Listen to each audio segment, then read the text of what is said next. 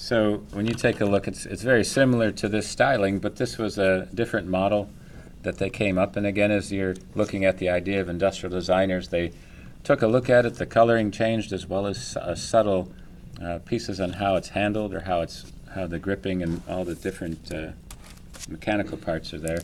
So again, taking a straight edge, using it from this direction, and also placing it into a 30-degree angle with this triangle section, so that this angle actually went to the base. Just to line it up a little bit, it repeats the parallel line to this initial one right here. So, like I said, this template, as most of them, but this one's easier to see it, is that if something's from the top, it would be on this selection. As it rotates to this area, it goes to this line, and anything on the other side is flipping it onto that selection. The nice thing is that you can take the template and just run it straight down the center line, right from here.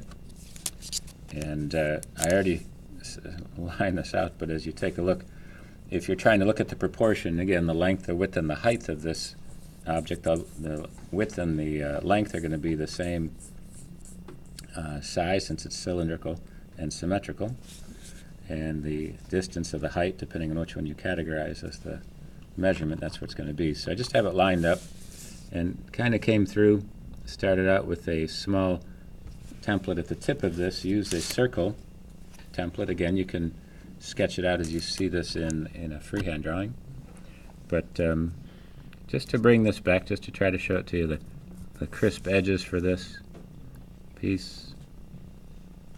And I'm using just a regular H-lead pencil for this part,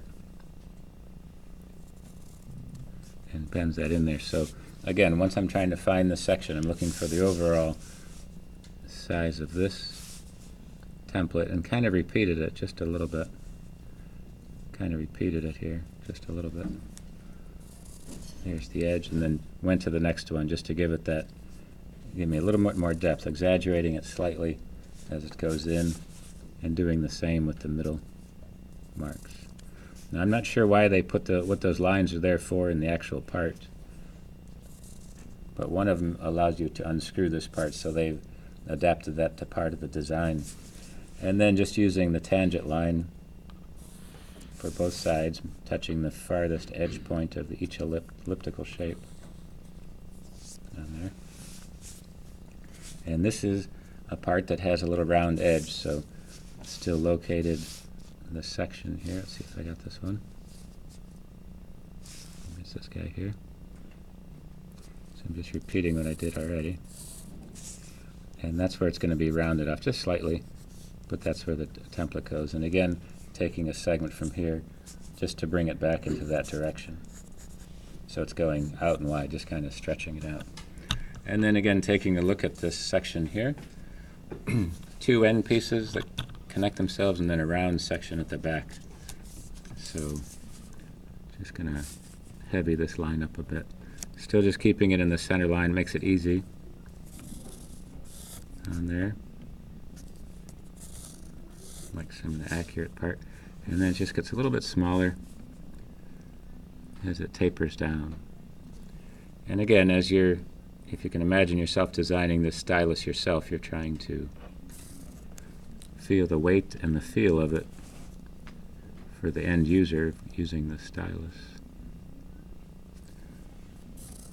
So I'm trying to do an accurate sketch of something that already exists, but if you were coming up with ideas for it, you would have a lot more of a looser feel to it. And the circle template also has the midpoints for it.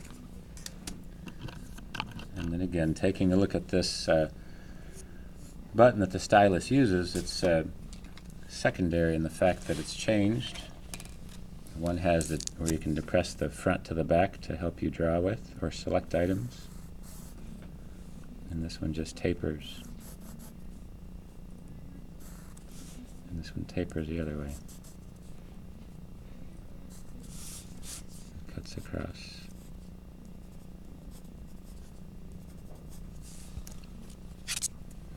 Okay. And again, when you start to look at the shading, this entire piece is pretty dark. Okay, so I can go ahead and heavy up those lines right away. And it does taper down, so I'm just going to elongate it a little bit.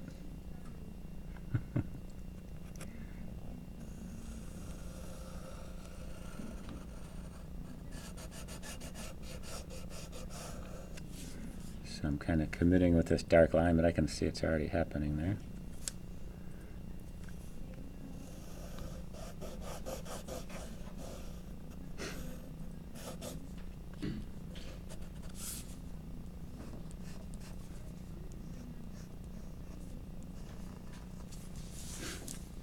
There it is. So once you get to that section, again, take a little bit of paper, you can start to illustrate it. And if you keep it as simple as you can, it's going from a dark edge to a dark edge with a highlight down the middle. So I'm just going to try to capture a little bit of it. I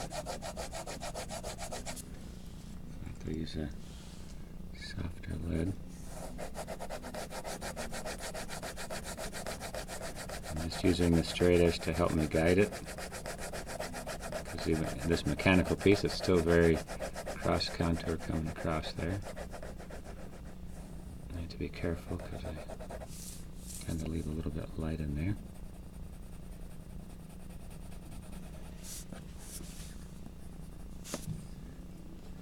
And you'll see there's subtle details, subtle lines in here, even on the tip of this. It also radiates around there. So I'm leaving a little bit of light. The name Wacom or Wacom is right on the end there, so I'll come back to that. So if you can just imagine that idea carried all the way across, the way it's kind of a posterized panels of value here kicking in.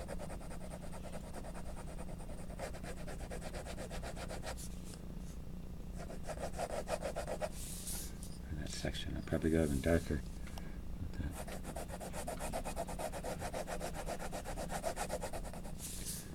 Building that in. So that gives you at least the beginning to start, and then this part where I can reach it, do the same idea. Just kind of starting on the linear part.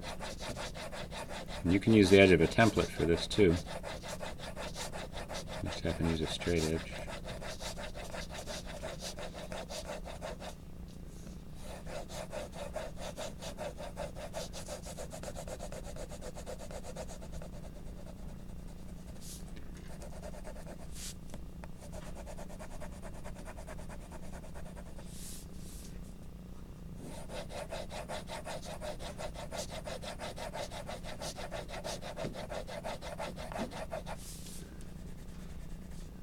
And then as this shadow goes across, it goes up and around. I just do one contour line and then tapers down to the point, just like the cone.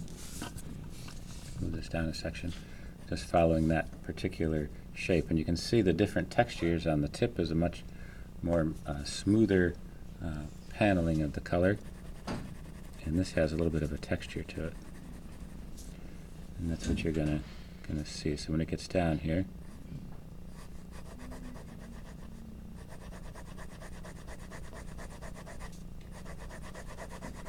I'm just using the same idea, just rotating this triangle. Makes it a little easier, just to get some tone down there.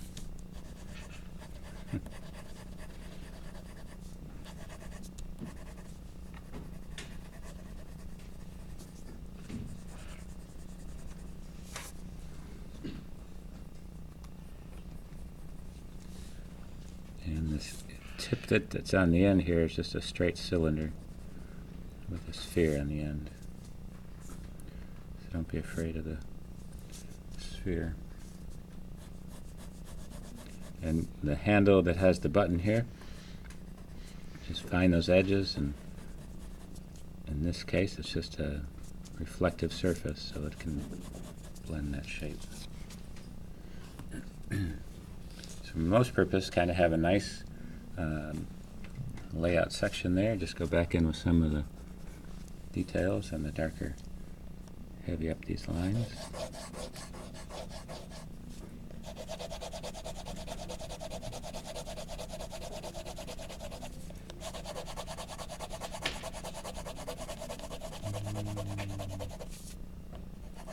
make this large enough so you can see and draw the detail.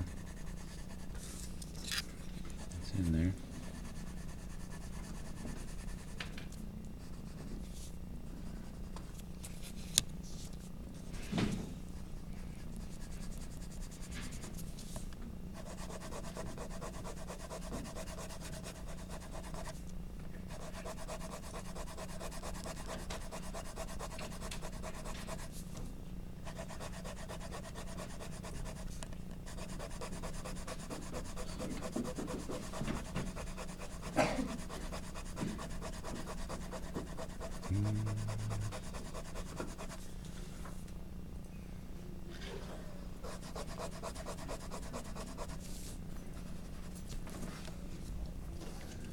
That builds that piece up. And again, turn the drawing to give yourself the best direction to draw this.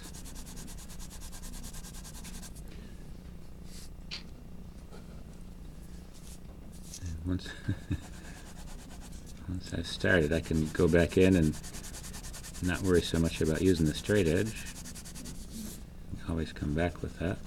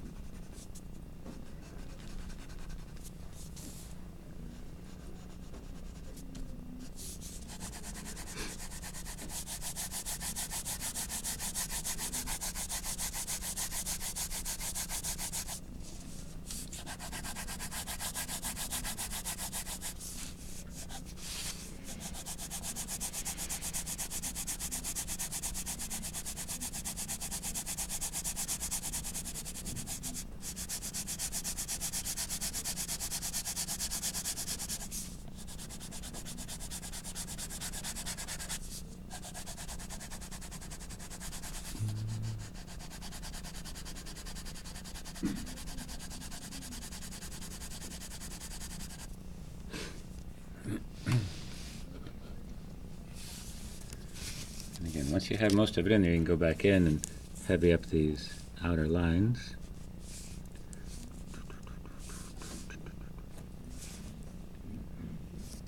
And you lose the center line.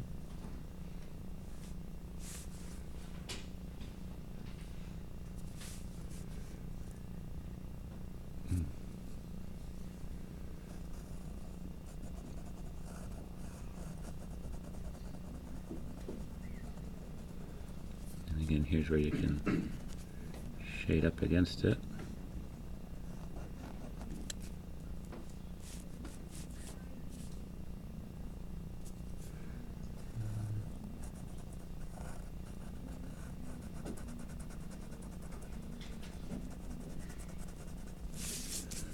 And it helps you build up that inside line there.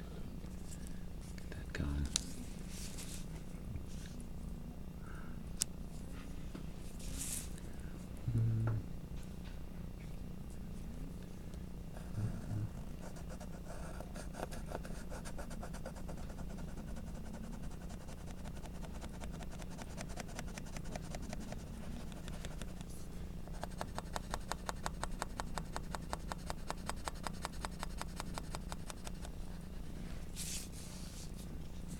Build up that edge.